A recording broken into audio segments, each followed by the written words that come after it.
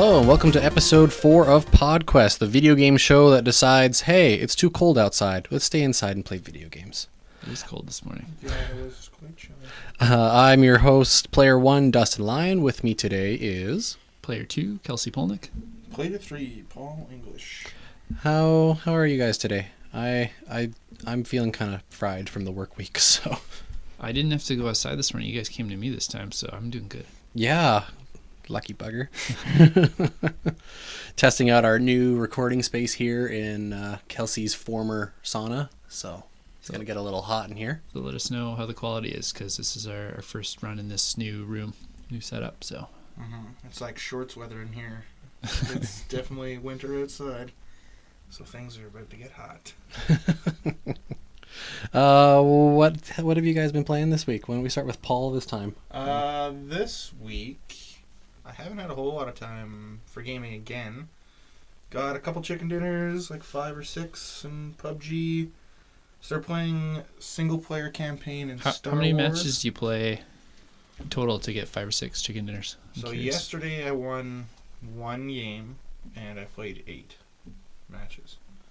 Is that about normal for you? No, sometimes we'll play like 5 and have 3. Yeah, so we played 5 squad games on like Tuesday and won 3 of them. Was this again like 4-player squads or singles or doubles? 2 duos, 3 or 4 squads. What was the one that you got the chicken dinner on? I got chicken dinners on duos and squads. Okay, that's not... I don't play solo anymore. Yeah, solo's not really that much fun anymore because yeah. you're by yourself, and as soon as you hear a gunshot, you just duck and cover. Yeah, unless you play super aggro, but frying pan only mode. Yeah, exactly. There's a guy that I follow periodically, and he does challenges in that game, and he did like the Arya Stark challenge. So every time you get a frag, you have to swap all of your equipment out with that person's equipment. And they did like the Hitman challenge, where they were only allowed a silenced pistol and no armor or backpacks or anything, and so they were like the Hitman games. So I thought, they were pretty fun. Some cool. That sounds awesome. Yeah. I know the one channel I follow, the Node guys from Corridor Digital. Yeah, they always have their they first started doing their death races. Mm-hmm. So it was, especially you spawn into the server, everybody has like 2 minutes to find a vehicle, whatever weapons they can. They have to go to this starting line. They're not allowed to kill anybody until the race starts. And then once it starts, they basically race around the entire map.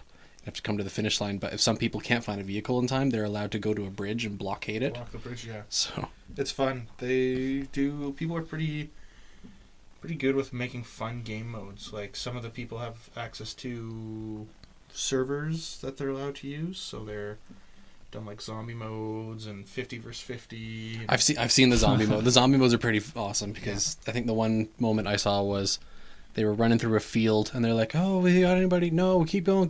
And then suddenly all the zombies stood up in the field and they're like, "Oh no!" That's funny. And then I played some Star Wars single player campaign, which I really enjoyed. How much time did you put into it?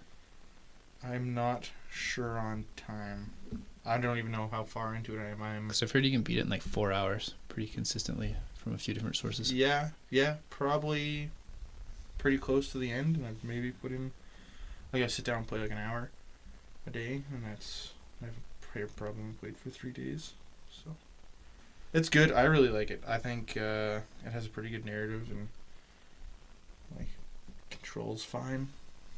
The spaceship battles, like everything in story mode, everything's kind of wonky. Like when you first get into your ship, so that took me a while. I didn't change all the controls, and I've just been using my keyboard and mouse for flying the ship. So, but yeah, it's good. It's fine. You get you play as Luke and Leia and Han and stuff like that. So it seems like a lot of characters jammed into such a tiny frame of time in that campaign. Like, how do you spend enough time to get to know the characters or the story that they're involved in if it's so short? You don't need to know Luke, Leia, and Han at all. We know who Luke, Leia, and Han are. Mm-hmm. But what are the missions? Are they like iconic things like you'd recognize from the shows? So what happens is you are introduced, spoilers for those who probably will never buy the game or play it. It starts before the Death Star is destroyed the second time. Okay. And you are a shadow operative for the Empire. Yeah, you're part of the, what was This- it, Inferno Force or something? That's the girl that's in all the trailers, right? Yep. And she has a squad. You carry out a mission, you, sabotage a rebel ship, and get some plans or something like that. I wasn't paying attention. And then Steal back the Death Star plan. yeah, exactly. You end up on the Forest Moon of Endor, and the Death Star is kind of seen above, and you're just after the rebels have attacked and won and destroyed the shield I did generator. see that cutscene because they step outside and it's like that, oh, thank God we're only 2 days away from retirement. Kaboom! Yeah. That's not good. Yeah. So then that happens, and everything spirals out of control, and then you cut to another mission. You're Luke after the Death Star's been destroyed, and you're on a planet that he senses some kind of force instability. You meet one of the Black Ops characters, and you save him, and then the guy's like, "Why are you being so nice to me?" And Luke's like, "There's another choice. Not everybody's bad." So Yeah, then it's like, why did you save me? Because I chose to. And Yeah. that, basically puts the little bug in the guy's brain, like, hey, maybe I shouldn't follow the Empire. So then, the next mission is the main character. You do something for the Empire that's questionable, and then you're like, well, no, we are going against what the Empire does now.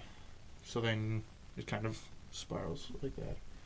That's, the characters are introduced well enough. In the first hour, you know what's going on, what the characters' motives are. It's well done. Are all, like you all said, the such different characters' little stories connected? Yes. Okay. Yeah. So That's good. yeah, everything you've done, and then I just did a mission. You're Han Solo, and you're on Takodana and Maz Kanata's cantina, and Nice. yeah, it's good. You go to Cloud City, you go to Naboo, Endor. Do you get to spend as much time as you want on each of these places? Because they sound like iconic areas. Don't you want to spend more time in Cloud City than 20? Well, 30 it's not you don't get a choice of it. It's you're doing a campaign thing where it's like, hey, get to point A, get to point B. Yeah, so Right. it's, in most games it's on rails.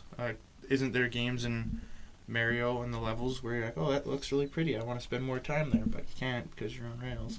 I guess in the new Mario games you can spend as much time in. As in, you mean what is it called? Linear gameplay? Yeah. That's action shooters. That's something they suffer from. Mm-hmm. Pretty much action games in general. But then that comes to you don't like open world games. No. Would you want it to be an open world game where you can spend as much time as you want there? No, I just mean multiple missions, not necessarily open world. No, because usually you'll get. No, yeah, it's just one go. I guess your other time being spent there would be in when you're playing multiplayer and Yeah. stuff. But Because you go to the exact same map. the city of Theed on Naboo, I know enough about it. I don't need to spend more time there. We spent enough time there in Phantom Menace. Kelsey, what have you been doing up to this week? I got my 999 moons in Mario Odyssey since last time.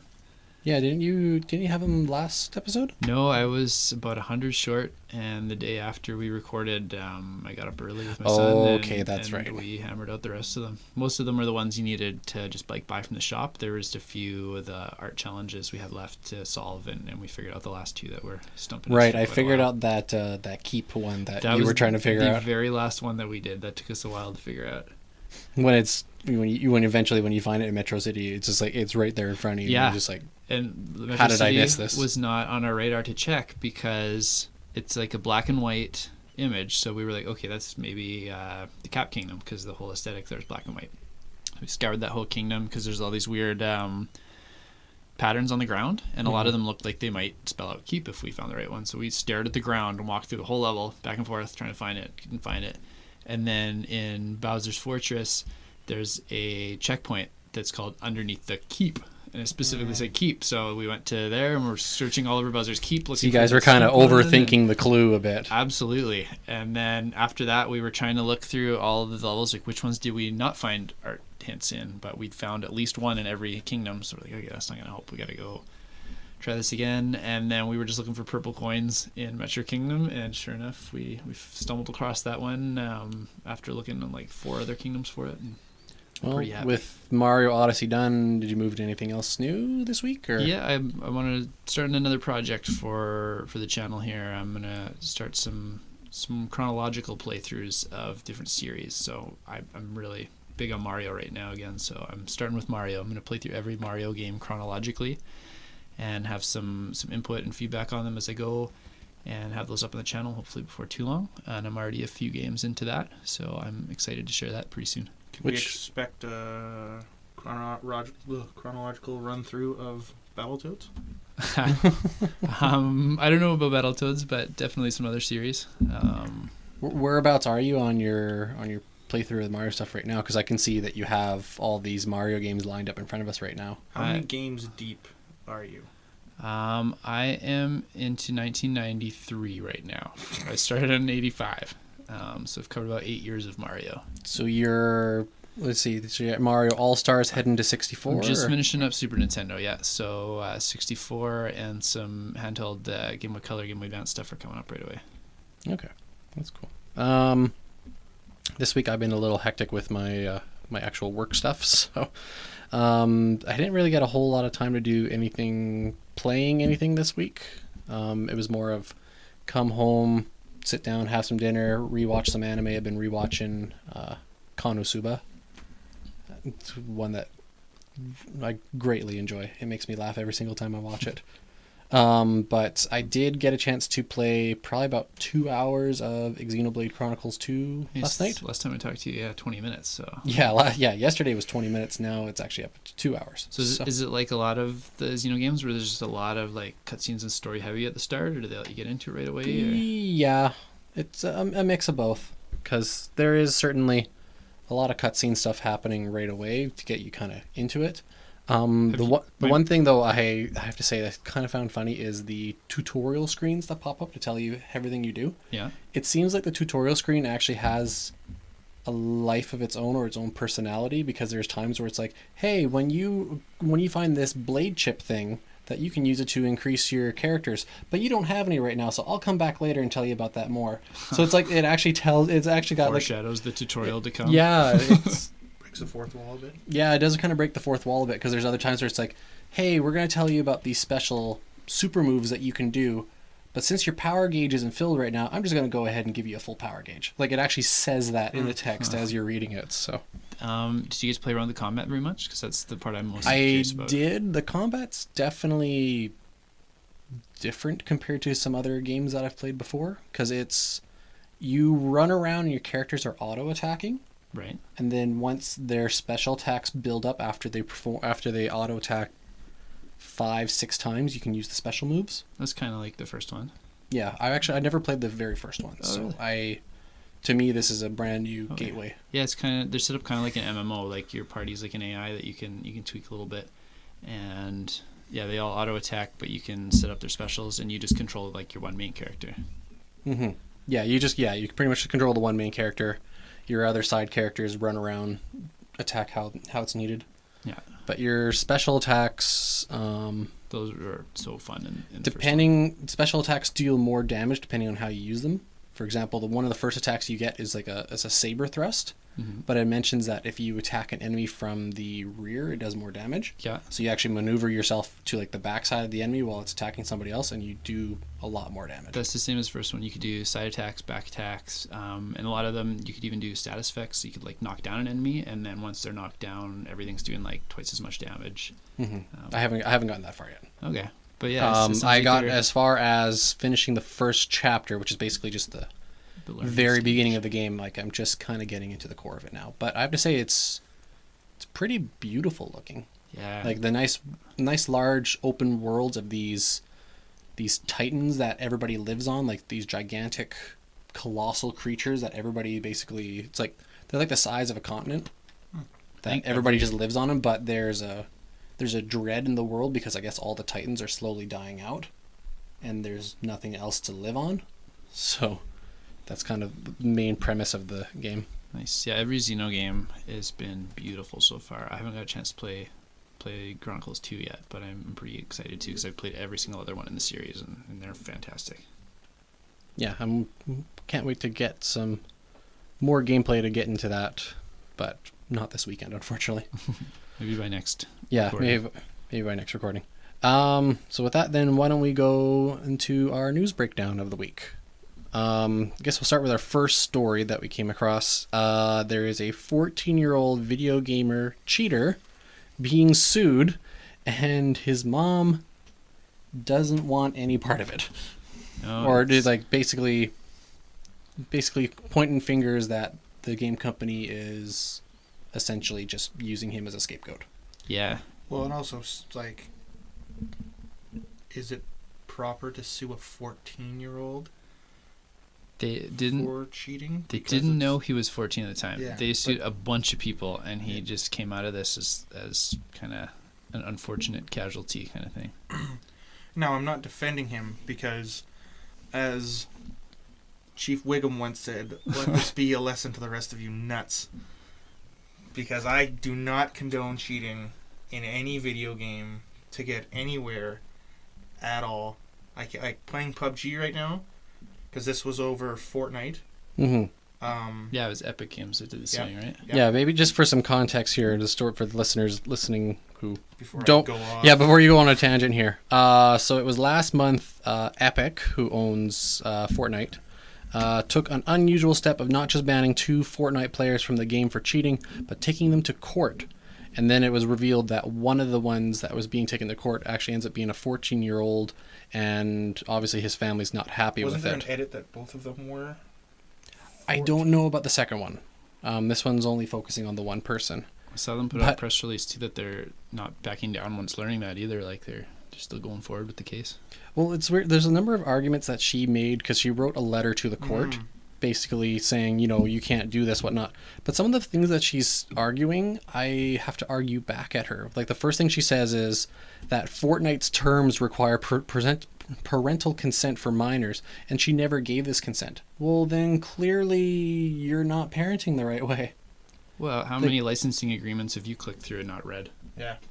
That one, I this totally. this week? Yeah, I totally Click my agree with the box mom to on that agree with one. my blah, blah, Like, blah. Yeah. I don't think there's any way to reasonably enforce that. Like, Unless you make it, if it's a free to play game, but if you need consent from a parent under a certain age, you still need to put credit card information into the game. It's not going to charge you, but it kind of buffers out the less intelligent kids that are the ones that are going to cheat. Maybe? Well, the other stuff too is that Ones- the reason why that he was banned and being brought to court is because he was using cheat software. yes. And one of her other claims is saying that her son didn't create the cheat software but has been using it. So why is he being essentially having the finger pointed at him? But I'm kind of in the same boat with Paul that cheating should not be tolerated no matter what. Shouldn't they be going after the company that created the software rather than the users of that software? I think they should be going after both of them because you need let this be a lesson to the rest of you nuts, I repeat. Now, this is happening if you're going to do it. And this goes beyond, it's unfortunate that this is a free-to-play game because the mom also made an argument saying that the case is based on a loss of profits for Epic Games, but argues that since it's a free-to-play game, that in order to prove a loss of profit, they'd need to provide a statement certifying that the cheaters directly caused mass profit loss, which is going to be Really hard to prove in that case. Yeah. if not impossible because they're not making any profits from the game. Lost my train of thought. It's something along the lines of it's a shame because it'd be better if it was on something you had to pay for, because now there's now this sends ripples through the gaming community that don't do this. I think their defense is probably 1 in every 20 players spends $10, and for every cheater it scares away a potential 20 players. I guess that's the case they have to try and make. And Part It's still of the a story tough, here tough sell. Part of the story too here is that the cheat service that he was using is something you have to pay $5 to $15 a month to use, Which is hilarious. and That's this so funny. and this lawsuit came up due to that he was making YouTube videos that was using this program in it, which is why he got the initial ban. And That's the so- other part of the article they have going on here is that the lawsuit arose from a result of Epic filing the DCMA counter, the video takedown on YouTube, and there was a counterclaim that I guess the kid sent back, and that's what basically sparked the whole fire of, oh well, you know, I'm using this cheat program, blah blah blah blah blah. It's like, wait a minute, you're using a cheat program? And I'm going to publicly show you evidence. Yeah, I'm of gonna using it. publicly shame you. brazen, like, to cheat on a free, like, that's just the To society cheat we on a live in. free to play game. Really? With a paid for With a paid for Yeah, program. Yeah. It's our society we live in now. Video game society in a multiplayer setting or anything online. It's just troll central. It's people out there, like this kid probably didn't even want to win the game. He's cheating because he wants to frustrate other people. Or he's cheating so that way he can make himself look good in YouTube videos, like, oh, I'm such a hardcore player, look at me, I sniped this guy without looking, when it's like, no, you're using an aimbot. That's not playing the game. Like a big problem right now in PUBG is I believe the Chinese government has shut down Chinese servers. for Right, because they PUBG. were having a lot of aimbot stuff, weren't they? Not only that, but they thought the game didn't promote teamwork properly. There's a whole like Chinese government argument to get into here that we won't about why they shut down the servers.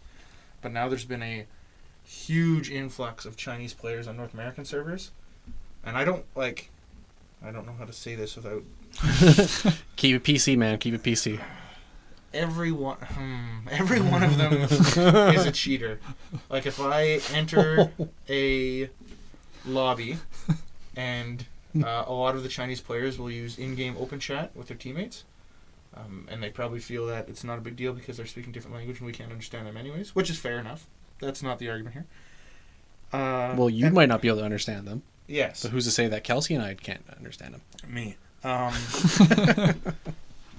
And every time I hear open chat, like a Chinese team, I know I'm gonna get aimbotted. And sure enough, You I do. just run away. No, it does. You can't run away. Oh, yeah, it's true, because it's just like, And there it's he like is, bang. Speed hacks, and every time, or we'll hear them like we'll enter a city in that game, and we'll hear a little bit of Chinese banter in the background, and then I'm just like instant headshot from no discernible. Yeah, location. I can recall seeing a video. It was an aimbot, like not them, but just the outrageousness of the aimbots that's in PUBG, where it was everyone was still jumping out of the airplane. The guy jumped out and suddenly he got shot and he was dead. I'm like, are you kidding me? And it just like it ruins the game. It makes me want to uninstall it. It makes me want to Yeah, not play the game anymore. It makes me want to say that it's not going to win Game of the Year when it's definitely going to win Game of the Year. Nah. Mario's taking it. Sorry. no, man. Zelda's taking it. Does that problem with cheating exist as badly on consoles too, or is that mostly a PC problem? I don't. PUBG's not out Yeah. on console. I don't mean yet. particularly PUBG. I mean like Oh. Overwatch or Star Wars Battlefront or games that are cross-platform. I would probably say it's definitely more on the PC side. Yeah. Because the PC side, you can easily install a program, have it Yeah. run in the background, while console is pretty dedicated. There might. There's definitely Be some people cheating who stuff for- cheat in like COD and stuff like that. Yeah. But I haven't played console in so long. I just assume that there's cheaters everywhere and they make my life miserable. I don't play multiplayer games, so that's really out of my wheelhouse. But it's the same as anything. It's like people cheating in a speed run of a single player game, thinking they're gonna. It's like, yeah, I got the world record. It's like, well, No, you didn't. you cheated to get there, so I just read something that I think it was Super Meat Boy, some of the older records that were held in really high esteem they're thinking they might have been cheating Yes. now. Yeah. oh really? Well, Yeah, Super Meat Boy was on the PC. The players they held in high esteem, and now they're like, oh, these guys actually as honest as we thought they were, and yeah. Okay. Well, let's move on to a next story. And I think Paul. Before we move on to that, let's just like, where do you stand on that story? Like, do you think the mom's argument treads water? Or... The only thing that I'd be kind of leaning Do you towards think this argument for the mom side is that he is 14 years old, but he's probably also old enough that he should have known better. So I'm kind of leaning to Epic on this one. Like, as much as it sucked to make him an example of, cheating shouldn't be tolerated. I don't agree with cheating either, but I don't think you kind of wreck a kid's life or even an adult's life for cheating in a video game. I think that's an overreaction. Mm-hmm. I think, I don't know what the answer is, but I feel like there's got to be a better way to deal with cheaters than to take them to court. Let's cut their hands off. There you go. Then they can't cheat. Exactly. Or their thumbs. Yeah, I feel that there's a better direction to take. Like, you know, you can sue them, but then what are you going to sue a 14-year-old kid for? Like, you win and it's like... That's true, yeah. What are the... You know, like what Kelsy said, is the defendant suing for? And does the story really get publicized enough that it actually deters people? I doubt it. Yeah, so something needs to be done. Bringing somebody out in public light, maybe having a thing with YouTube. Like, if this kid's trying to make money off of YouTube with his videos, you know, lifetime ban from YouTube. Sure, that kind of stuff I think's more reasonable. Maybe not even lifetime. Like, that's so drastic to say, like, forever you can't do this because of one mistake you made when you were 14. Like, if the guy's 30 and has a cool idea he wants to do another show for. Well, also, feeling absolutes. Well, how do you do a lifetime ban on YouTube? You can easily just recreate a new Google account and you're up and running. Yeah, that's hard to enforce. That's the exact same thing with people who are doing like on like Overwatch or PUBG and stuff. Oh, your account's been banned. Okay, I'm just gonna go rebuy the game again. Make a new account. Yeah. You know, and the company's probably like, oh no, you're spending more money on my game. Rats. Aw, shucks. Maybe they do like cheaters only servers. Yeah, like in Street Fighter. Yes, that would be. Do that in Street Fighter with rage quitters, right? Yeah. For every rage quit you get added to like this list, and then eventually you're in the server with the guys who only rage quit. But then, you know, a rage quitter finds himself in that, and he just rebuys the game, makes a new account, and he's right back in there. You know, video games is such a. And then, because we've talked about this before. And I know we're going way overboard on this topic right now. We do kind of need to move on. But just a quick, like, who are we to say how somebody finds enjoyment out of playing a video game? If somebody finds, if that's the way that they get enjoyment out of a video game, then that's the way they get enjoyment out of a video game. I think that's a fair argument for single player experience. When your joy is ruining other people's joy in a multiplayer, then I think that doesn't hold any water. Yeah.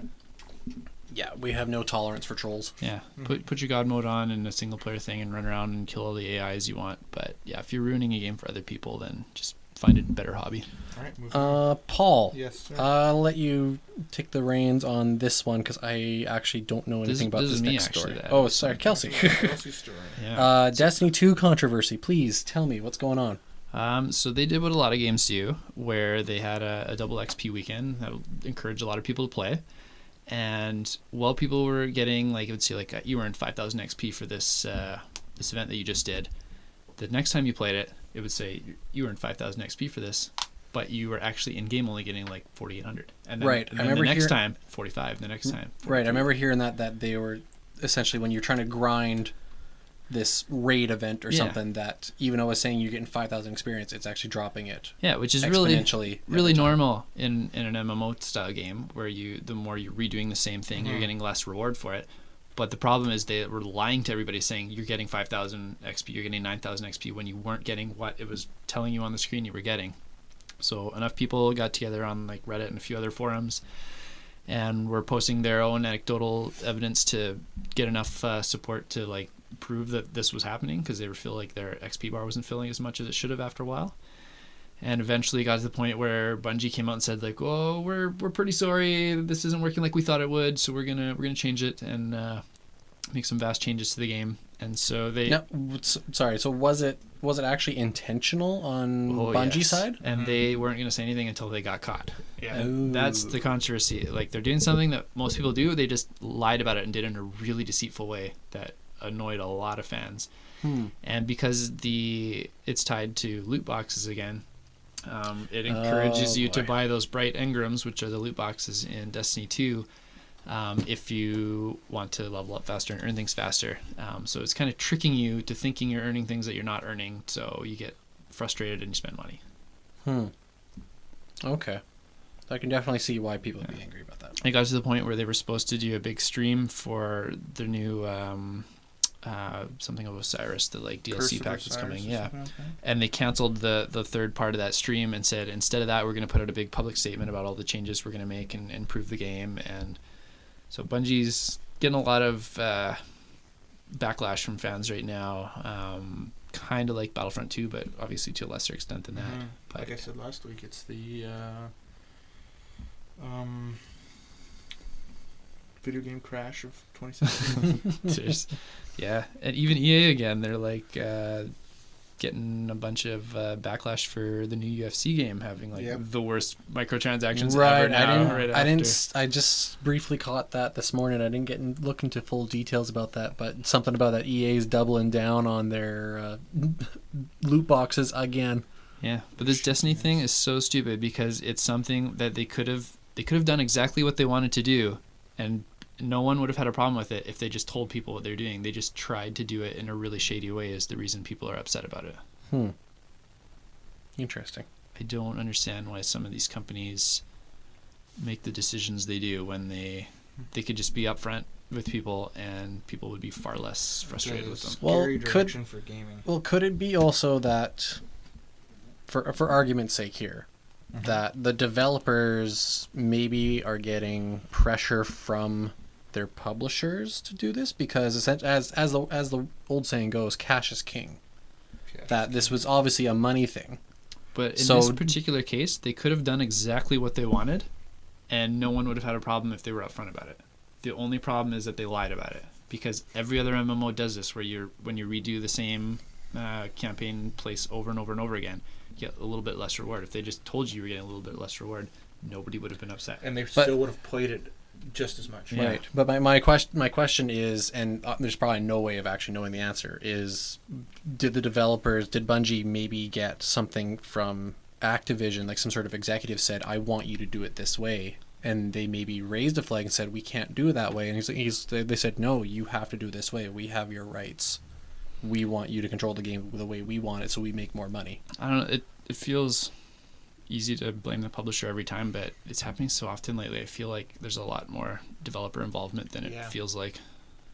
And this is something so, like, it's kind of bizarre and so outside of, like, the publisher that it, you know, like, not changing like simple on-screen numbers to show it, like, it just is a big red flag to me. And the fact that they came out and changed it only when they got caught, not before they got caught, I think is the biggest red flag, that they knew what they were doing. They could have just, like, lied again and been like, oh, sorry, it was something that we overlooked in development, we'll fix it right away.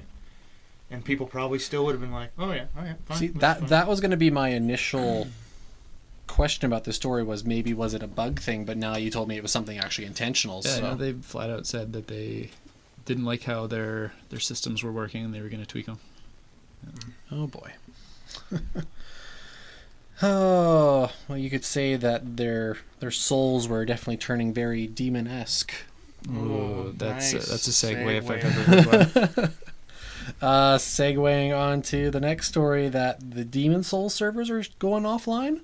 Worldwide in February, yeah. How old is Demon Souls? It's been running for 9 years, that online server. But people still been playing it? Like, what's the online version of Demon Souls? Like, is it similar to Dark Souls. Similar to Dark Souls and Bloodborne. Where you could go into other people's games and invade them and that kind of stuff? Yeah. There's one particular boss fight in Demon Souls that's really cool, because if you are playing online, you get a human-controlled boss. So it can be someone who's really good at the game, and the boss is like impossible, or it can be someone who's new to the game and you kind of slaughter them. That was kind of the cool part of that one particular boss. But other than that, yeah, you can like invade other people's worlds and like call for assistance and stuff like that. But this is just obviously a story of, because it's such an older game, that the support might not be there as much compared to, say, the newer the new Dark Souls games? Bloodborne. There's a little bit of rumor that maybe they're gonna like re-release it in like an HD collection or something for the new consoles, and then they'll just have servers running for that. But I just thought it was a cool story because of how this game and this series has really changed development this whole generation. It's been such a huge impact on game development over the last 10 years that it's kind of sad to see, which is kind of a product of just the generation we're in, where everything's kind of, you can't play the same experience forever like you used to be able to. Yeah. So you can still go play Demon's Souls. It won't be the Demon's Souls that people played in the first 9 years that the game was out, kind of thing. Mm-hmm. Which is sad. Well, it's sad, but there that's... will be, like World of Warcraft and everything else, so there will be fan-run servers that I imagine so. Yeah. still allow you to play that. Well, and it's game. also that Demon's Souls wasn't a game that you had to play online. Like, you would still be able to play Demon's Souls. It's just, it's a shame that this, extra feature of having a human-controlled opponent I've is finished going to be gone. Dark Souls and Bloodborne without ever going online with either one of those. And I've had friends tell me that it wrecked the game. I didn't do it right, kind of thing. But I still enjoyed them. I thought they were fun. And that's like any game that's multiplayer, that is online multiplayer. You're never going to get to play that. Like Call of Duty 2 got a re-release recently, Modern Warfare. Mm-hmm. People, bought it, but they weren't allowed to play that for a really long time until that was re-released. So. Mm-hmm. Okay. Just Yeah, another no, cash grab. it's always sad to see, a game that a lot of people still support, that you see it shutting down. Such an important game, like one of the most important games this last generation. Yeah, definitely did pave the way for new development and stuff like that. Yeah. Speaking of development, what's going on with Square Enix this upcoming year? Nobody knows quite what, but they've promised 2018 is going to be a big year Banner for Final year. Fantasy. And Well, nobody could it be knows what that means. It could mean that we're finally getting Kingdom Hearts 3? But they specifically said Final Fantasy. 7. Yeah. They didn't mention any other Square properties. Which I would agree with Paul. Final Fantasy 7 probably be the big thing. Yeah. So my question to you guys was, what would make this a banner year for you guys next year in this series? Like, do you have much attachment to Final Fantasy in particular, and what game or announcement could get you really primed on the series again? Personally, I've never really been a big fan of Final Fantasy. I like the style of That of surprises me, characters. just because you love a lot of Japanese themed things. And I do. It's I'm in your wheelhouse. I was never a big RPG fan. Like, even back in like the Super Nintendo era stuff. Like, I've never played Earthbound. Another big surprise. Another to me. big surprise. So we got a SNES Mini now, so are you gonna try it? I could. I would. I will eventually. But just when I was growing up, though, I wasn't a big fan of RPG games because for me it seemed like all of them were kind of the same. For me, I like the action games. I like the racing games. I like the odd little adventure games. Rogue Squadron, yeah. Can so I ask you if you've played 2 in particular that I felt were probably the most impactful Final Fantasy games for me? Have you ever played 6 or 9? No. No? Okay. No, the only Final Fantasy game I ever actually played was probably when I rented Final Fantasy 13, the first one. That's your first experience with that series? Yikes. Well, I know quite a bit about I mean, Final Fantasy. Yeah, like you hear about like them. And playing experience, yeah, that would have been my first one. But also because that's probably after I actually played some more RPGs. Like, my first major RPG experience was probably playing Golden Sun on the Game Boy Advance. Jumped into possibly the most divisive game in that Yeah. series. That is very interesting. Yeah. But as to what I think Square Enix is going to do, I would probably agree that they're probably What do going you to think they'll do, and what do you want them to do? What would get you hyped on Final Fantasy for the first time? What could they introduce to you? But you did like Kingdom Hearts. I do like Kingdom Hearts, Kingdom Hearts is awesome. so it'd be nice to finally get the third one out. That is Final we'll see. Fantasy related. I would guess that they're going to bring Final Fantasy VII, the first part of the remaster out. Right. For me, I wasn't a big Final Fantasy VII fan, so that doesn't affect me much. I would say, what was the name of it? World of Final Fantasy. That's a cool one. The one where it was the two young kids and they interact with all the characters from all the previous universe. Mm-hmm. I remember there was something about there is a second one in the works. As to if it's going to come out this next year, though, I don't know. But when I saw the previews of that one, I actually thought that looks pretty cool. Like having that idea of, hey, here's your entire Final Fantasy And it's a universe, big and we're roster, gonna put it all yeah. into one game. Yeah. I like those kind of games. I've got a copy of that if you ever want to borrow it. But for other Final Fantasy stuff, I don't know.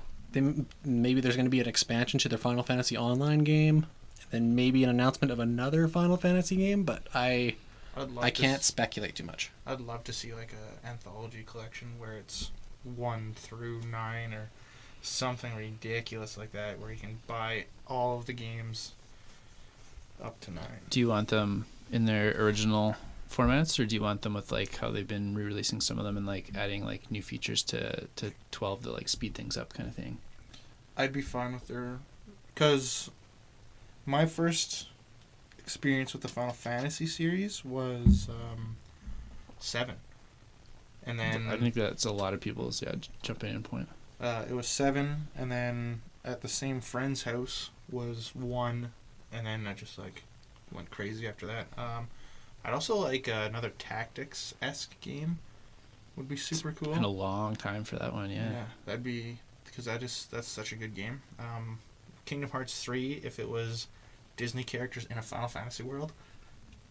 Kind of just flip it from how it's been doing it. Yeah, stuff like that. I'm fine with Final Fantasy Rebirth, Final Fantasy 7 Revision, Rebirth, Rehash. I thought you were going to say Rebird. I was like, Rebird. I'd be happy if that never comes out.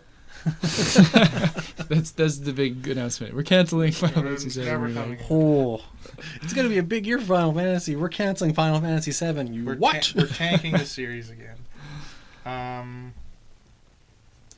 Or them to be like, you know what? We've made a mistake in how we're approaching redoing Final Fantasy 7. We're going to re-release it just like a little polished. Like their polygons are better polished, and kind of like what they did with 9, where they just kind of put like a coat of paint over it. Yeah, we've redone the cutscenes and the cinematics, so everything looks a little shinier and a little bit nicer, and you can now save Aeriths. We've added, maybe they've added alternate storyline mode. That's blasphemy. You don't bring her back. Hey, well, somewhere in a parallel universe, she was saved. No, she dies every time. And somewhere in a parallel universe, Sephiroth and Cloud switch places. Oh. I like that idea of an anthology. I think that would be fantastic. Like, it's a big anthology. Like, once you get to like 7, 8, and 9, like those are big games to put into an anthology. But I'd be really happy even with the first like 1, 2, 3. You could even split it like they did the Mega Man Legacy Collection. Do like 1 through 6 because you got all the like sprite-based ones, and then do like a polygon one. Do like 7 through 10 or something. Yeah, I love 6. I mean, maybe if they re-released like 6 with a nice new coat of paint on it, would be pretty cool. Maybe put a cutscene in the beginning and a cutscene in the end or something. No, probably not. Don't add cutscenes. Keep it the way it is. It's such a good game. So flawless. Like you don't mess around with that one. What about you, Kelsy? What are your thoughts? I'm really liking Paul's anthology idea. I could go for that. I have like a good idea every episode. You do. Yeah, that'd be amazing. That's my good idea of the week. The only thing I think that'll get me more excited than that is if they just threw what they did to 9, the digital one they just released. If they just threw that on a disc somehow, if it's part of that anthology, I'm happy. Put a statue in it and maybe a hard old box Vivi statue with Steiner, and he's like lighting Steiner's sword on fire. Like, that'd be sweet. Yeah, Steiner's an awesome character. He is. A special edition Paul might go for. No, I wouldn't buy it. No, unless you have to choose Steiner or Vivi, then he'd pick one. Unless I got a full suit of Steiner armor that I could wear. Ooh, I know someone. We'll get you started on a Steiner cosplay. I want that Vegeta armor that actually fits me and isn't battle damage, just normal or Nappa armor, even better. How did we go from Final Fantasy into Dragon Ball territory? Because Dragon Ball ties into everything. Okay. Well, I'm curious to see what they announce and when they announce it. They really haven't said much, so I don't know if it's an E3 announcement or a Tokyo Game Show announcement or January announcement or what. So yeah, I think it may be late December announcement. They haven't said when, so I'm assuming at this point in the year it's going to be a 2018 announcement. Okay. Speaking of 2018, this week we finally got a teaser trailer for Avengers. Thoughts? I haven't seen it yet, purposefully. I'm waiting. Okay, we'll try to avoid any spoiler stuff. Thank you. I'm waiting to see it in front of the Last Jedi trailer soon and watch it properly on a big That is screen. true, because they probably will definitely have that in front of... If they don't, for some weird reason, then I'll go watch it online. But I'm hoping it's just in front of Last Jedi. I thought it was actually pretty weird that they didn't wait until the release of Last Jedi to put that on the internet. Like, that's just, they definitely could have waited. Yeah. Driven more people to the... Because remember when it'd be like, the new trailer for this movie is coming up in front of this movie, and people would be like, we're going to the theater just to see that trailer. Yeah. Gone are the days. Well, yeah, because I'm thinking now, too, because, like, even though in the back of my head, I was like, when are we going to see, a Infinity War trailer? But didn't they just release the Black Panther one, like, last month? Yeah, it's fairly recent. Yeah. So, yeah, I'm kind of in the same boat that they should have just waited till opening weekend of Star Wars. It's only 2 more weeks at this point. Like, that's just bizarre. Yeah, it is really strange. And they did such a good job of not having that leak, because they had the D3 trailer that they put out, which apparently is different than this one. Yeah. But the fact that no audio good quality version of that leaked in the last 6 months is pretty insane. That's pretty well kept. So why don't you just keep it for 2 more when weeks? Disney has a sniper rifle trained on you at all times, It wasn't even a sniper rifle. It was just a guy with a gun barrel to your head. Not being shy wearing the about Mickey it. Mouse ears. Yeah. Oh, don't you think about posting that? Oh, I'll shoot you right in the head. Don't do it. you want to know what happened to Steamboat Willie? You're gonna find out. Let that be a lesson to the rest of you nuts, huh? So what are you guys' thoughts on the trailer now that you've seen it? I'm kind of with Paul that I'm not 100% impressed with it. It's still cool that we have finally got see some scenes out of it. For me, I think it was just seeing Spider-Man in action a bit. As a disclaimer too, Paul is the biggest Thanos fan and enthusiast I've ever personally met or talked to. He's more invested in it than your typical Marvel fan.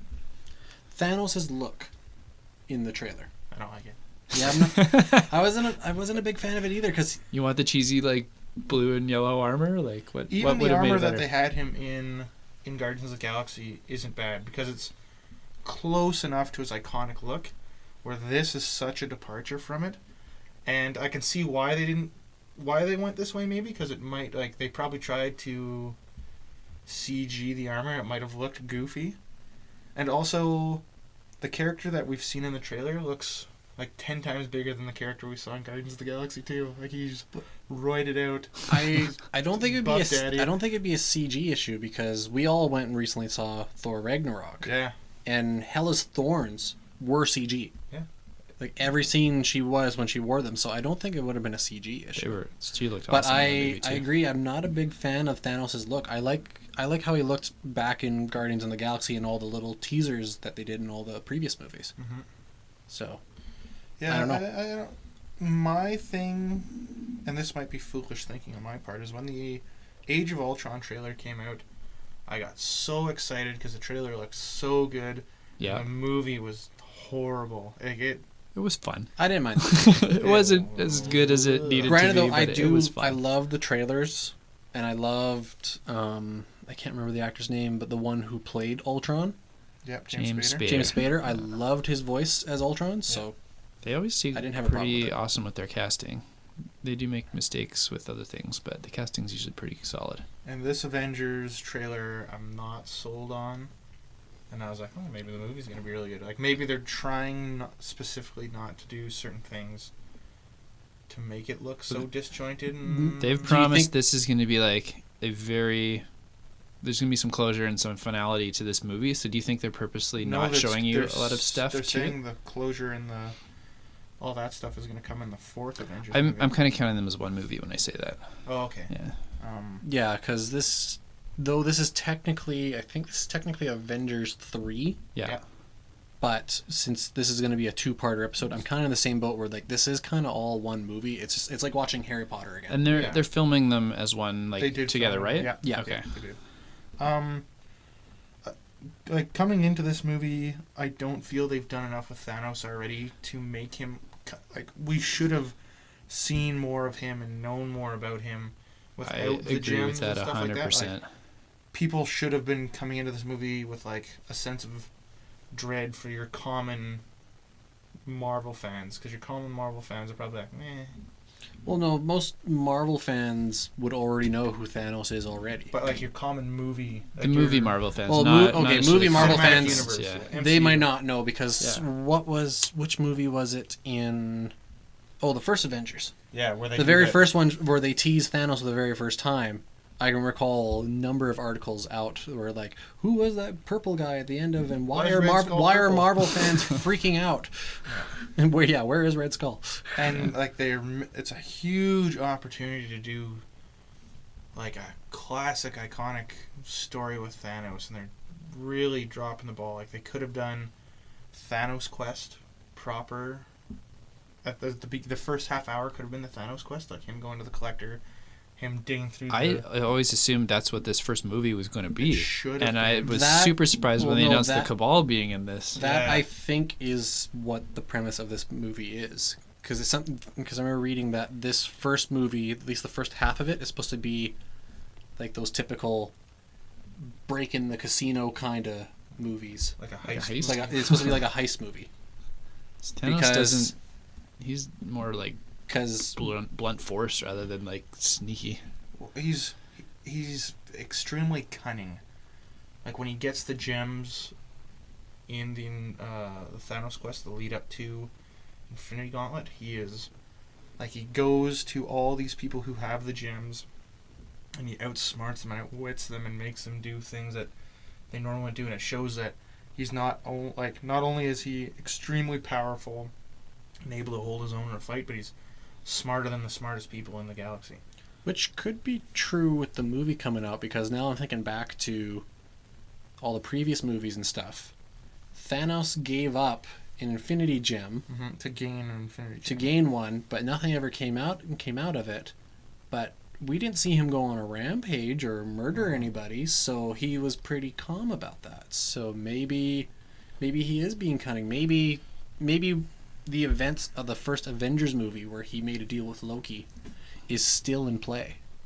It's easier to show cunning in a comic panel when you can Yes. see some thought bubbles than Yeah. it is to just Yeah. assume things in a movie. I think that might be part of the problem if that's what they're going for. It's just going to be really interesting to see the direction of this movie, to see what happens and where it goes, and it could be really good. It's probably going to be really good because, like the last, like Civil War was a really good movie. All the Captain Americas have been the first one. I think maybe the weakest, but The Winter new Soldier Thor was movie awesome. really good. The Last Guardians, not as good as the first one, but still a really good, Mhm. really good movie. They're really like gone are the days where Doctor Strange was really good. Yeah. Like we haven't had a bad, like the Age of Ultron and probably Ant-Man are the weakest. Oh, Ant-Man I put up high too. I love Ant-Man. I like that, man. But as good as like it's a good movie, and I'm saying I that's keep it up one of there the with weaker ones. a lot of the ones you're mentioning, like Thor and Civil War. Like Ant-Man's up there for me. yeah, I agree that it's a good movie, but out of Thor 3, Captain America 3, Doctor Strange, it's the weaker out of those four movies. You mean like out of like the Phase 2 movies? Phase 3 movies. Thor is a little lower for me just because I love Planet Hulk so much, and they didn't do what I wanted with the Planet Hulk story. But that just might be personal bias rather than actual the movie's better or not. Definitely personal bias. I might put it over Doctor Strange too. I really like Doctor Strange. I did too. I thought it was fantastic. But I don't know. I'm still going to see this movie right away. Oh yeah, I'll be seeing it. I'm invested in this series already. Well, I may- can't not see it. Maybe what we'll have to do is when we go see Star Wars, if they have the trailer, then we can talk to Kelsey about his thoughts Yeah, you on the adventure stuff. definitely need to see you the guys trailer before stew we have on it this for 2 conversation. weeks, and then we will come back and do this again. Because me and Kelsey were having a back and forth after the trailer came out about what I think. We could do an hour and a half long podcast probably on this, like talking about Trailer talk with Paul. No, it's just Marvel talk. like the Infinity Gauntlet talk. We Yeah. could talk about Thanos Quest, Infinity Gauntlet, all the stuff that came after that, all of Thanos' story that seemed to be tied into this one with like his Cabal and stuff like that. So it could be a big tangent. Remind me to put a big spoiler at the beginning of that episode. Yeah. All right, Well, it doesn't even need to be a spoiler because all this Thanos stuff has been out for so long. let's revisit it after Star Wars. Yeah, I'd love to talk we'll about this. we'll come back to this topic because I really want to flesh it out more. Alrighty, well that does it for the news segment. We went a little long on that part, but I don't Some mind. fun, varied news this week. But let's get to our main topic here. Today we are talking about spin-off games. So I guess the first question is what is a spin-off game? What are the I'm trying to think what's Criteria. what's the criteria to be considered a spin-off game? I think there's two categories when you're talking video games. One of them is the typical spin-off category where you take a character from a property and you just give them their own thing. So they get to star in it. Maybe not. Maybe a main character, maybe a side character. They get a whole new game with them in it. We get to either see some more of them or some side story or something. Like Chloe with the Uncharted game that came out this year. Yeah, Or Super Mario absolutely. World 2 with Yoshi's Island as opposed to Yeah. Mario World. Both of those good examples. The other, where I think video games might be unique in this, is you can take an existing property, existing character, and just put it in a new genre. And that's kind of considered a spin-off too, even though it can be canon, it can be the same characters, but Right. it's totally different gameplay. So I think a lot of people would As consider you're right, that a because as spin-off we were too. brainstorming this episode, it was the idea of like say Mario and then Mario Kart or Mario Party. Like, Yeah, like it's could still they be Mario and the considered gang, spin-offs? and I would consider them 100% spin-offs, even though they're the same characters doing the things they do. Would you say Final Fantasy Tactics is a spin-off? Cause Yes, it's yeah, because you're a taking departure from the original. Yeah, even though they're both RPGs, you're taking like a traditional JRPG into like a tactical or strategy RPG, which I would consider subgenres different enough that. but were there any spin-off. characters from a previous game that are featured in those games? Not that one, but like Final Names. Fantasy X2 has a couple of very prominent characters from X, Yeah. but a totally different style of gameplay and progression to it. So I'd consider that a spin-off, even though it's a direct sequel. Okay. I'm trying to think in the number of games that I have that are under that category of spin-off stuff. That's not a Mario Kart, Mario Party, because I have tons of those. I think Pokemon Snap. most people would be surprised. Pokemon Snap. Actually, Pokemon Snap would be a good example. And you're a big Metroid fan. What about Metroid, like Pinball or Federation Force or Other M? Like, would you consider those? Not spin-offs? Federation Force. We don't mainline canon? we don't talk about that. But I agree with the Metroid Pinball though, because Metroid Pinball was, like you said, it probably was a spin-off because it still was exactly Metroid Prime, just in a pinball format, and it played really well. I liked it quite a bit. So there would be a number of times where like I'd go on a road trip, I would just pop that in there and I'd sit there and play it for hours. It's fun. Pinball is usually pretty solid. It's hard to screw that Pinball's up. awesome. Well, especially when your pinball hits a point in the map and then you come out of your morph ball and you start shooting Metroids repeatedly and stuff, and you get back in the ball and you go back into pinball table mode and you're just like, that's awesome. There's a Metroid splurge fest going on right Like now. that needs to be like the next generation of physical pinball machines. Somehow put in some sort of Crack that ball some sort open. of holographic thing where like the ball lands in a little pocket and then suddenly you got a little hologram of like space shooters, whatnot. And you're Have playing you ever Space Invaders or played something. they got a Star Wars pinball that does that, and Mars Attacks one that does that. They have a Street Fighter one that does that. They're starting to do that like big time. There's a couple older ones, like the Star Wars one was when the movie first episode 1 came out. But lately I've seen a few more where they've started doing that modern. Yeah, you should check it out. They're pretty neat. The Street Fighter one has I don't want to see them. I want to play them. has a little room under the board, and then it lights up when you do something, and it's the car, like the car breaking game in Street Fighter 2, and you have to hit it with the ball, and it's like, who's the flipper? It's great. That's a great pinball game. Okay, so definitely interesting idea about spin-offs themselves. I I think most people have them in their collection, whether they meant to or not. I think they're pretty pervasive in video games. Mm-hmm. It's probably more of a question of if people go out of their way to get the spin-offs if they know it's a spin-off. Yeah, like is it just the hardcore fan that's grabbing those, or is it more casual people? Right. Would you say, because I'm looking at the Mario games that we have in front of us right now, Which is directly in front it's of the me. Super Mario Bros. Series. So with Super Mario Land, no, that's Mario. You're not playing as Wario. Would Sunshine be a spin-off because it's such a departure from No, I wouldn't say so. what Because Mario is? Sunshine is exactly the same as Super Mario 64. Like the Mm, games But- are the similar Okay, similar then style. to just change his question, like, would World to 64 be a spin-off? Because you're changing... They're both platformers, but one's 3D, one's 2D. Is that considered a spin-off? because the mechanic in Super Mario Sunshine is so different. It makes it a different game. Well, it's not. Sunshine's not. The only thing that made it different was because they added in the backpack thing. But Right. if you remove the backpack, then Sunshine is still the same as Mario 64. But I like your point, though, Kelsey, that you're saying that the departure of the 2D platformer to the 3D platformer, is that considered a spin-off? I don't think so because it's just evolution. Yeah. Well, how about is Mario just in general a spin-off of Donkey Kong? Yes, I say so. And then Wario spun off from Mario, so he's a spin-off of a spin-off. Well, which one came first? Yoshi's spin-off. Donkey Kong was... Donkey was Kong before came Mario. before the Mario Bros. Game? Yeah. Like the original arcade one where you run... Yeah. Okay. Yeah, that was the first time he got his name, I'm pretty sure. So then Mario owes all his money to DK. He probably pays To a Cranky hefty Kong. fee. To Cranky Kong. Cranky Kong. No, isn't it? Cranky Kong is Donkey Kong Jr. in the Donkey Kong canon, I think. No, I thought Cranky Kong. No, Cranky Kong... Is the original yeah. Donkey Kong? Cranky Kong and is the original Donkey Kong. Kong's Jr. Junior came next, and then would be the father to the current That Donkey makes Kong. that makes more sense now that we say it out loud. Yeah. It's funny that we don't see Junior anymore. No, he hasn't shown up for a while. But I was actually playing For the Great Banana Heist. Super Mario All Stars the other day, and in Super Mario 3, they changed all of the king transformations. When you go to the palace the first time, they're like, "Oh, the king's been transformed." One Right, of because them is Donkey Kong Jr. He's got to Yeah, transform into. That's right. Funny. And they do Yoshi, and they changed all of them quite a bit. Right, yeah, because before they were just like a dog and like Yeah. a beetle or an Spider. enemy. Yeah, But spider. they did all like Snake. bad guys from Super Mario World, which wouldn't have come out before Mario 3 originally, and then some other weird ones like DK Jr. and Yoshi. Quick little segue here.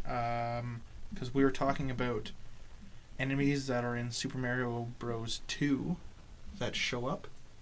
Mm-hmm. In which games? in later installments. Yeah. And you said the first one that shows up is in Super Mario World, the ninjas. I think in Super Mario Brothers 3, one of the kings is turned into the snakes from the desert. I may have missed that. And that would be the first. Might be the second, because when you're in the desert. All right. This is a tangent from an earlier conversation. Conversation I clearly was not anywhere near. But Um, is it weird that like such an established property as Mario might be like a spin-off? Like that seems unusual to think of it that way. Little column A, little column B, because if, theory-wise, yeah, you probably could justify that all of Mario has just been a spin-off of the original Donkey Kong game. But it's also kind of like how Paul mentioned just earlier that it is also kind of an evolution thing, too. Because Mario's games evolving throughout the years from the original Mario Bros. Of the original Nintendo to even the current Mario Odyssey that we came out today, Mm-hmm. are they spin-offs of each other, or is it just an evolution thing? Well, Because again, it's that question too. Like, does the 2D platformer jumping to a 3D platformer, is that considered a spin-off, or is it just evolution? Like where it's I've always thought it as evolution, but now that we're talking specifically about spin-offs, I think there's probably a case to be made there. I don't think it really matters what you classify it as, but I could see either side. And is Mario a spin-off of Donkey Kong? Because essentially you were Mario in Donkey Kong. That was the main character you were playing as. It'd be like Mario Brothers being called Bowser. Because Bowser's the bad guy you're chasing the entire game. Right. So. Mhm. Blowing my mind. Or King Koopa. Because uninitiated. Well, why don't we think back onto some other stuff like thanks to you, Paul. I forgot about that too. Two Like good ideas. Pokemon Snap being a spin-off of the Pokemon series. Mhm. That's got to be a pretty obvious one. Yeah. Because Yeah. I remember that one because it was like, hey, you get to capture Pokemon in 3D but on film. Yeah. Even Stadium is a little bit of a departure from That's a big departure.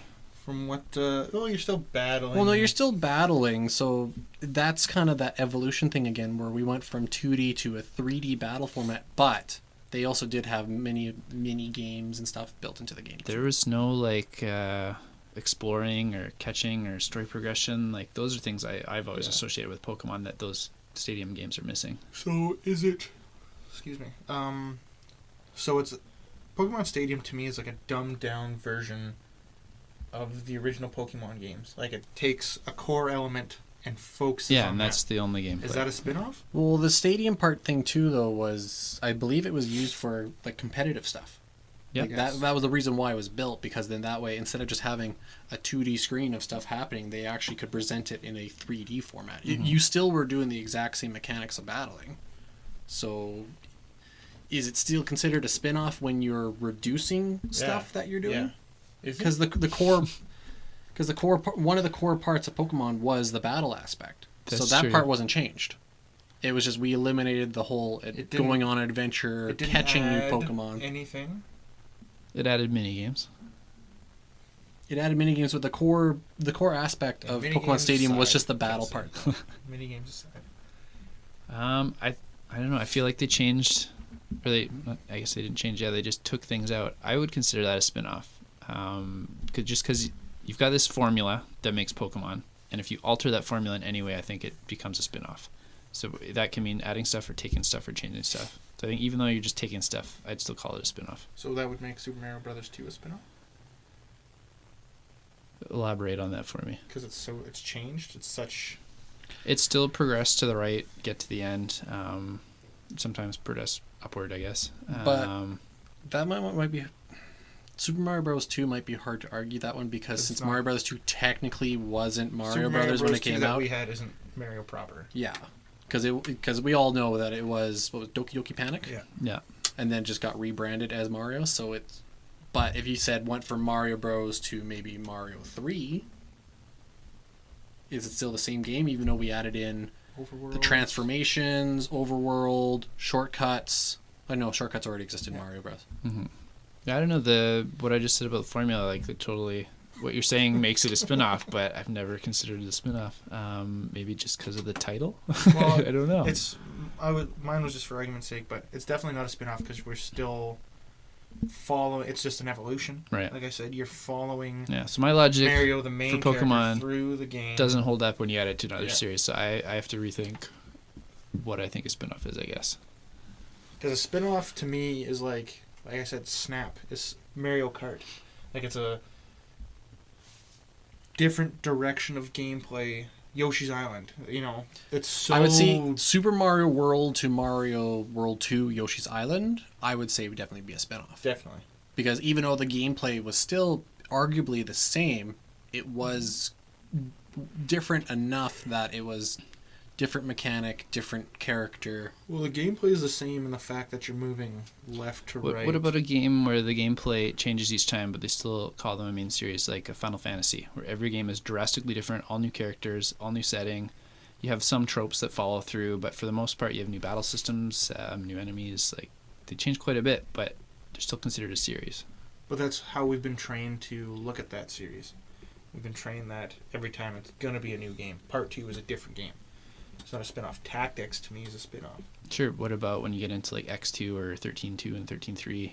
X2 is a spin-off of your typical Final Fantasy lineage. It spins out of... On the Final Fantasy note, I just thought Final Fantasy 7 and Dirge of Cerberus. Yeah. Mm-hmm. That was definitely a spin-off because it was completely different gameplay. It was still the same world, characters, same world, yeah. but completely different gameplay compared to Final Fantasy 7. Because X2 is a sequel to X, but a spin-off of your traditional Final Fantasy series. Same with like Tactics fits into Final Fantasy, but it's a spin-off of your the traditional series. It fits into some of the worlds. Like I think Tactics and 12 take place in the same world, and 11, maybe. Yeah. But I think we've demonstrated that we don't know how to define what a spin-off is accurately. It's very challenging. Well, it's hard. It's challenging because a change in genre, is that considered a spin-off? I've always felt it has, but Yeah. now after talking to you guys, I don't know if I feel that way anymore.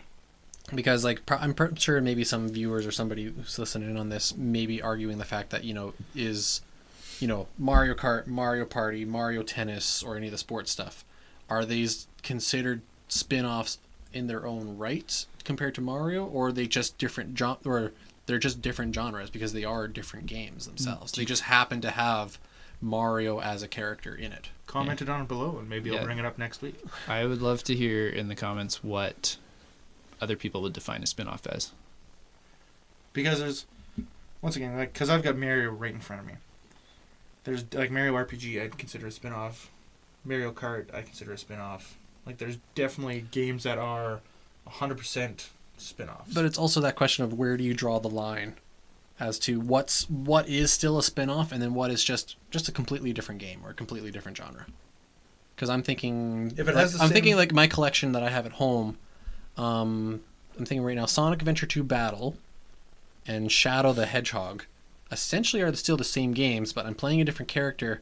And then when they added in Shadow the Hedgehog, when they added in the gun mechanic, that to me is a spin-off game because you are playing a different character, Definitely. a different side story that's still kind of connected to that first main game, but it's still different in its own way. That's another definition of a spin-off, too.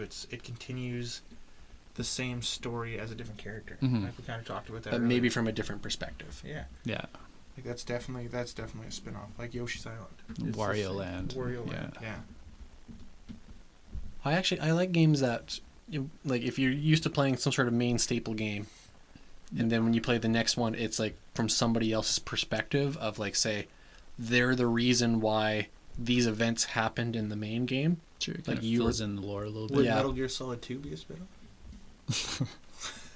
I haven't played any of the Metal Gears, so you'll have to answer that for me. Ooh, yeah. Now, what about Because I have. where they don't change the gameplay, the core mechanics and stuff, and they just alter the story a little bit, like Mega Man Classic Series to Mega Man X. I've always considered that a spin-off, but they play essentially the same Evolution. formula. I've always like they're totally different series though, like timeline-wise, Yeah. and they link into each But- other like story-wise. But could that also be considered an evolution, though, too? It didn't really Because- evolve the gameplay like a Super Mario World to 64 though. Like you're still doing the same thing in a 2D plane.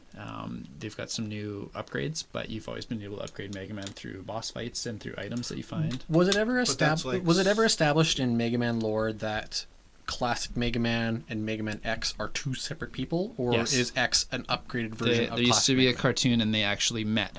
The two people like met and talked. A Mega Man and an X talked to each other in the same room. In the Mega Man cartoon, though. Yeah, and the comics too. Okay. There's no established. Well, canon. because It's messy. well, as far as I know, Disturbing that canon of Mega Man, like from the end of classic Mega Man to the start of X, Mhm. is pretty gray because we don't know Oh, what yeah. Dr. Light did. They've purposely left that. Like, very did unclear. he upgrade classic Mega Man and made him become Mega Man X, or was X actually just a separate Mega Man, and classic Mega Man just bit the bullet? I think he's separate. Is my theory. This Mega Man to Mega Man X argument is like the Super Mario Bros. 3 argument. Like they look different. They play the same, but there's so many new mechanics. There's a lot of new mechanics from Mario 1 to 3 though, whereas X to Classic, I don't feel like there's that drastic of a change. Well, argument's sake too, Mega Man Classic and Mega Man X versus Mega Man Legends or Mega Man Battle Network. I would totally consider those changes because they're totally different genres, so Yeah. I'd call But those spin-offs. So you consider them spin-offs, or will they just be completely new games because they're not the same characters anymore? But if we go, They just happen to be Mega Man, but they're not the same Mega Mans that we've seen before. So are they spin-offs, or are they just a new series? It's just like a reinterpretation, like a different director, different creator, like getting involved and just putting their own spin on it. But if you're just looking at Mega Man X, then let's just look at Mega Man. Mega Man to Mega Man X are completely different games. Dash, Charge Shot. You can charge shot in Armors. Classic. No, you can't. You can, You starting from 4 onward. They all No, have charge Mega shot. Man 1. to Mega Man Oh, I X. thought you meant series to So series. if you look at Mega Man's 1 through 6, you have to look at Mega Man's X through yeah, X, through X8. whatever. Yeah. That's how I was looking at them. Oh, okay. Yeah. Because Because the first Mega Man to Mega Man X are pretty good. Because on the argument of stuff being a spin-off, you could argue that the Mega Man Zero games definitely are a spin-off of the Mega Man X games. yeah, because you are still playing as Zero. It is still the same style of game, just Yeah, I different agree with that. timeline. Same way like Tron Bond would be a spin-off of Legends, which would be Mhm. a spin-off of Classic, I guess. Is Majora's Mask a spin-off of the original Zelda game? Yes. Because it's so different. It messes with the formula, I Which think. which original Zelda game? Though? Like the original Zelda game, or are you talking about Ocarina of Time? Because Ocarina of Time. It's like a side story to Yeah, that's Ocarina, true, basically, yeah. like you are still side playing. stories? You still are playing as Link. You're just in a new adventure, and it's still the same engine that ran Ocarina So of is that Time. a spin-off? Is it a spin-off? It's a side story? I don't know. Is I it would is say it a side sequel? stories Is are it almost always spin-offs by definition.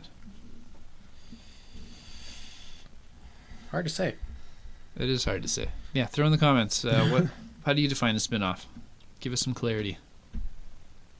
I'm trying to think if we've covered everything so far. What are your Oh. favorite spin-offs? Oh yeah, okay, yeah, sure. And give us a list of that, because we've obviously... I'm drawing a blank on other spin-offs. I'm just looking at things in front of me right now. But some other spin-offs we haven't mentioned. Mario. and It's your still Mario. argument on why those are spin-offs. Well, then how about us? What do you consider a spin-off, and what do you like? Like, what is your favorite spin-off? I actually made a short list here. So I love Boy. the Persona games, and they I'll be are back in 20 minutes. Yeah. prolific for spin-offs, and they're all really good too. Like they did Persona Q, Oh, which is like a dungeon crawling version. They basically take Etrian Odyssey and throw Persona into it, which is quite a bit different than they're normally. They have none of the social links, and none of the like day-night cycles where you're doing like mundane school stuff and work and things during the day, and you go in dungeon crawling at night. It's all like hardcore first-person dungeon crawling, like you're drawing out maps and stuff. Really unique, but it still has all the characters from Persona 3 and 4 showing Okay. up in it. And then they've got Dancing All Night, which is a rhythm game Mhm. where you're listening to music, you're hitting rhythm cues, and there's a same thing. There's like a story. You've got characters that you know and recognize, songs that you know and recognize. Then Miku Hatsune shows up, and she's like, "Hey, are you guys cheating? You doing my game stuff?" Yeah, it's very in that vein, very much. And then they did fighting games as well. They did the Persona 4 Arena and Ultimax, and same thing. You've got all the characters you love from 3 and 4, but in a totally new format, Mhm. new story. And then the new Blaze Blue crossover has the Yeah, he's fighting. gonna show up. The fighting one's back over. So I don't know. I still hope on that game that they put in some sort of Persona 5 character. For the crossover ones like that, though, I don't know if I'd call it a spin-off. They're just like borrowing a character property from another game because there's no actual story progression in that. I guess it's true. Yeah. But that series has tons of games that spin off, and they're all canon, lore-wise, and they're all high quality, even though they're all completely different genres. Okay. They've been really cool. Resident Evil did those two light gun shooters, Yeah. Umbrella Chronicles and Darkside Chronicles, which And Operation Raccoon City. they've done a bunch, yeah, and they've done like the Dead Aim games and Yeah. Gaiden, and like it's pretty big for spin-offs too, but particularly for favorites of mine, I like the light gun shooters on the Wii. They were fantastic, and they were basically just like fan service for the most part. Trying to think the ones that I like. Like I can now. I'm trying to picture what I have on my shelf right now. I do know it is definitely argued to be a spin-off.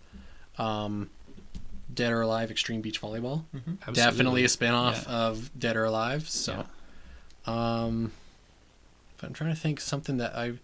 How about, there's a really cool example of a spin-off where they take a core gameplay mechanic and it's kind of like Stadium, where they pull it out of the game, make a whole game around it.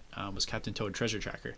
Right. I loved that game because they took this really awesome part of 3D World and they're like, we can build a whole game around this mechanic. And Yeah, they did. And actually, it was fantastic. I'd probably have to add that on one of my favorite. I can't narrow down like the favorite unless I said Pokemon Snap, but yeah, I forgot about Captain Toad because I do have that. Mhm. I do remember buying that. I'm like, that is, he's adorable to begin with. Yeah, there's some games like that too where I actually like the spin-off more than the source material. Like Dead Space, I'm not a big fan of, but Dead Space Extraction, I loved, and it's like an on-rail shooter, but you get a lot of like the lore from it, and a lot of less like it's the first ones are really gory and violent. It's a lot more arcadey Extraction, which sits better with me. And I was able to get into that universe and enjoy the characters and the story and the monsters in a totally different way. And I know everybody else loves Dead Space a lot more than Extraction. But that got me into that series where I wouldn't have played it otherwise. Okay. And my last one that I've got on my list is Airzonk. Paul knows that one? Yeah. Yeah, where Bonk for like the TurboGrafx back in the day, it was like a Mario mascot kind of guy. Like you'd platform, you'd jump on bad guys, you're a little caveman. Big head. Yeah, and then they made him like they did Airzonk, which is like a space version of him, where he's like a futuristic robot and he flies around and he shoots things. He's like a shoot 'em up, but Jesus, it's got that same art style to it. And it was tried to make him like cooler and hipper than a caveman when like near the end of the life cycle of the TurboGrafx and when the Turbo CD was coming out, which I thought was really cool, and it's a really fun take on a fairly standard platforming mascot at the time. What about you, Paul? What's the question? Your favorite spin-off? Favorite spin-off, if it is considered a spin-off. Super Mario RPG. That's a really good one. Love that one. Yeah. Dr. Mario. Yeah. Robotnik's. Mean Bean Machine? Yeah, Mean Bean Machine. Like stuff like that is really fun. Which is now just called Puyo Puyo. That's what it was called back in the day, just not here. Yeah. Yoshi's Island is a good game. Like that one's so cool and interesting. How about something not Mario? Contra Hard Corps for the Sega Genesis. Okay. Was a pretty good game. Pretty different. Compared to regular Contras? Yeah. There's a lot of different mechanics. You can pick a bunch of different characters. They have like weapon evolutions and stuff like that. Okay. It's a pretty good game. Speaking of Contra spin-offs, did you ever play Contra Force? No, I didn't. That's a bad spin-off of Contra. Okay. It's Good terrible. talk. Yeah. Marvel vs. Capcom. It's a good spin-off fighting game series. Yeah. I like that one. At the time it came out, Mortal Kombat Shaolin Monks was an interesting, like, kind of gave some story to Mortal Kombat, and you were running around as... See what they were trying with that one, Yeah. but I don't Sorry, know if just- I call that a favorite. Just to interject for 1 second, going back to Marvel vs. Capcom, is that considered like Blaze Blue crossover where it just happens to have Marvel people brought in? Like it's not necessarily a Marvel game. There's a story, at least in the second one. It's not a good or deep story, but they try and put some lore into it. Like the heroes actually were just brought in through a portal, and Yeah, they do dumb here stuff you go. like that, yeah. I need you to fight. Project Crosszone was like that too. There was a huge overarching story. It was garbage and meaningless to that game, but it was just like a reason to put all these characters into it. Okay. So I don't know if I'd consider it. I don't know. Is that one a spin-off? I'm just wondering if fighting games that bring in characters from other series, whether it's 2 series or multiple series, can be considered a spin-off. Is a crossover different than a spin-off then? I think that's what we're asking. Yeah, I feel that from Street Fighter, the Street Fighter titles that were available, and Marvel, what was that game called? Their fighting game, Atoms?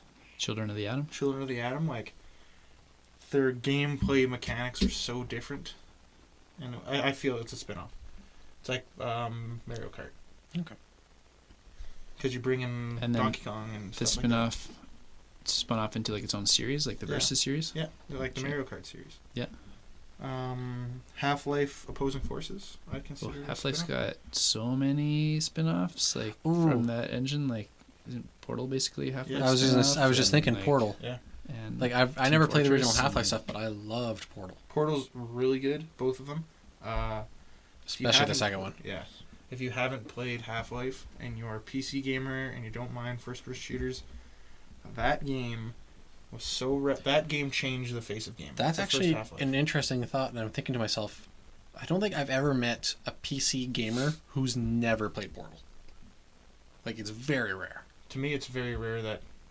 To me, Like, the if PC gamer has played Half-Life. if you make a and has PC played a Portal. dedicated gaming machine, you probably have played Portal in some way, whether it's the first or the second one. If you've played Portal and enjoyed it and you haven't played Half-Life, do yourself a favor and go and play Half-Life. Like, That's me. I've played a little That's bit of Portal. also me. I've never played Half-Life. somebody went back and redid the first, like, main chunk of the story for Half-Life and updated Half-Life 2 like engine and graphics and stuff like that. So Half-Life would kind of be like, to go back to earlier talk, like a Donkey Kong moment where it's just such an important game that like Yes. a billion things spun off from it. Yeah. That's kind of neat. Half-Life. if you're doing like a family tree, you just like see this game hit and then just like branches Oh. like spawn like At crazy first, off of it. yeah. Well, no, We on don't that talk about note, Half-Life. Talk about would Half-Life. League of Legends be considered a spin-off of World of Warcraft? Or, sorry, of Warcraft, because that's what it was modded from. Is World of Warcraft a spin-off? And Dota, Of- too. of Dota, the same thing. Warcraft? World of Warcraft's a spin-off of Warcraft. Sorry, I meant like, sorry, the original Warcraft games, because they were hacked and created the Dota-esque League of Legends style. So would then Dota and League of Legends be considered a spin-off of I want to keep saying World of Warcraft. I just mean regular Warcraft. I don't know anything about League of Legends to answer that question. Because like, 'Cause what I've never 'cause on played that it, arc- never watched it. Yeah. I know is nothing. Counter-Strike a spin-off of Half-Life? Because it's the same Yes. engine, just completely different game. There's enough similarities. Sound effects, textures, the guns. I don't At know. the beginning of it. Leave your comment below. Is it? I've always thought so, but yeah, like this whole conversation's making me rethink things. Well, why don't we then get to our ending question here of what's a game series you would like to see a spin-off? Why don't we start with Paul? Deep breath. Come back to me. You got something, Dustin? I just want a new Pokemon Snap game. I'd be happy with that. That's fair, and think Because people. I can recall, I think Pokemon Snap would probably be the greatest spin-off I've ever played, because it was you are still capturing Pokemon, but I love the idea that it was you capture them on film. Well, it hits so close to home for you as well. Yeah. Like, it's something that you really like. That was definitely something, like, even though I could beat the game over and over, I purposely kept going back and trying to, get better photos. It was particularly special at the time too, because you actually got to like explore, even though it was on rails, a 3D Pokemon environment. Like, Yeah. did you get to do that before that game? No. You didn't get to explore in the No, stadium once that's at all. yeah, because Pokemon Snap would have been the first 3D iteration of Pokemon. Well, second, because the first 3D would have been Pokemon Stadium. Yeah, but But there's no exploration or like yeah, there's no interacting with the exploration. world While Pokemon Snap, even though you were on a rail, you did interact by throwing apples, throwing whatever. yeah. I'd like to see, like, an Arkham spin-off as, like, being Nightwing or something like that might be cool. Bloodhaven missions kind of thing. Yeah. What would you change about it? Would you just like reskin Batman to Nightwing, or would you so it'd just be a story spin-off rather than a gameplay spin-off? I'm sure there's different gameplay elements you can put into it, because... Didn't Batman have one for Arkham? It was the Blackgate game. Yeah, it was Yeah. kind Where of was you played more Metroid-y side- style. Yeah, Metroid-y it was a little side-scroll more- style. More backtracking and exploring, and yeah, I played a little bit of that one. I don't know what I want as a spin-off. I'm trying to think. Maybe like a Mike Tyson's Punch-Out where you play as Bald Bull or something like that would be fun. You just charge people. No. every round. You play as Glass Joe. That's true. Oh, that'd be tough. You only win by just surviving getting punched If you repeatedly. make it through the first round, you're a winner. Because I'm thinking about a lot of the games that I really like growing up. Ooh, what about a beach volleyball-esque for Street Fighter? You don't want to see Chun-Li in a nice swimsuit? I want to see Zangief in a nice swimsuit. I know. I'd take all that. Like beach volleyball to me was because Dead or Alive was struggling. They needed to have something in that franchise to bring it back up to the forefront. And it was kind of like being released in a fighting game, Dead Space. I don't know. It's really hard for me to comment on, because I can't think of anything right now that I'd want to spin off of that doesn't. You excited about the PUBG mobile spin-off? No. I heard that and I was like, that is the dumbest idea in the world. I play so much PUBG and I enjoy the concept of PUBG, but I hate that game so much. So I want the less PUBG in the world is probably the better. Like, that game is so toxic. Yeah, Like, I've thought it's about- going to be sad that we're going to see way more PUBG-style games coming out pretty quick here. So. Well, it wouldn't be so bad. Like, now we're getting into PUBG talk. PUBG is just, there's so many problems. with After it PUBG. loses Game of the Year next week, we can stop talking about it. There's so many PUBG problems that other games like PUBG might be good because they might like take the concept and really nail it, like really make it a playable game. But PUBG, it sometimes is so it's not playable because there's so many like problems with it still, and it's like it hasn't been fully released on the PC, and it's about to be fully released on console in like 2 weeks, and there's just so many problems. Before I give Kelsey a chance to give this, I just had an idea. Take Zelda Breath of the Wild, but give me some sort of MMORPG. Gross. Gross? Gross. Well, of course, you hate online games. You hate open world games. Of course, you That's wouldn't my be into nightmare. it. You add like a subscription service, and it's the worst thing I've ever heard. Hey, I could create my own Zora character and run around and look fabulous. Ding. Okay, what about you, Kels? What would be perfect spin-off I thought game? about this a lot, actually, like all week. And I think my favorite idea I came up with was to have a Final Fantasy IX spin-off where you play after the events of the main game, Steiner and Beatrix. I want them to be in a game that Yacht Club Games develops that's in the vein of Shovel Knight. It's like a 2D side-scrolling action game with those two as like a co-op 1 and 2 player. I think that would be the most amazing thing, and you go on little adventures with them, and you could totally have like cameos from like Five Eye and Zidane and Garnet and the rest of the cast. I think that would be really fun, and it would be more Final Fantasy IX to explore in a format that I love. That'd be fun. Yeah, Okay. I think that'd be a cool spin-off. I'm surprised you didn't go the Mega Man route. There's a lot of Mega Man spin-offs already to dig into. There's no Final Fantasy IX spin-offs to dig into. Some of the Mega Man spin-offs are better than others, but at least there's options. Okay. Well, I guess Maybe take new Earthworm Jim spin-offs would be fun. I don't know what it's spin that off to. Like, it's really good as it is. What genre would you make it, or what? RPG. I don't want an Earthworm Jim RPG. I do. See, I just thought that when Kelsey said Shovel Knight, I was like, wait, what if you took Shovel Knight and made like a fighting game out of it, where you could play as King Knight, play as Just do like everybody the else? boss fight kind of fighting game. Well, no, it was like you like almost like Street Fighter-esque. Oh, like, okay. convert it into a fighting game, but you play as Shovel Knight, you play as Shield Knight, you play as. I don't know if I'd like that, but I didn't think I'd like a Persona fighting game either, and that turned out fantastic. So I could see that working maybe. Earthworm Jim proper. Earthworm Jim just the worm. Not Peter Puppy. Psychro. Earthworm Jim's Princess. What's journey her to name? get to the power suit. But those are just characters you could have in it. I think it'd be an amazing RPG. I'm so for an Earthworm Jim RPG. It could be a lot. I completely- Who would develop that? Because it has to have a really good humor to it. I completely forgot about it. A decent spin-off that I actually want to play. The Prinny For PSP games Me too. That's off of high on my Disgaea. list. Right, I forgot about those. I've had those on my wish list for a long time. I just never see those games. They're hard to track They're down. very hard to find.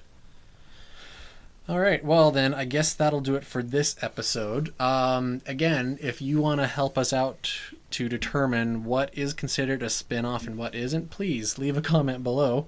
We also love to get any ideas from you guys, the viewers. If you have any suggestions for any episodes that you'd like us to... Topic ideas or questions for any of us. And we'll actually do a comment section next episode if there are comments to be commented on. Yeah, if we get a few comments, we'd be happy to answer some user feedback. And let us know how the new recording sounds in the new space too. And don't forget to like, subscribe, and share. Oh wait, this has been brought to you by GameQuest.